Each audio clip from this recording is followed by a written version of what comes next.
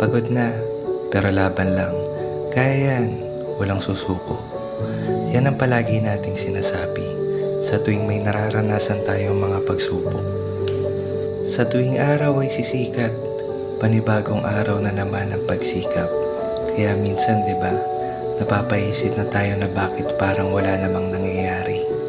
Paulit-ulit na tayo nagsasakripisyo, pero bakit ganun pa rin ang alalahanin?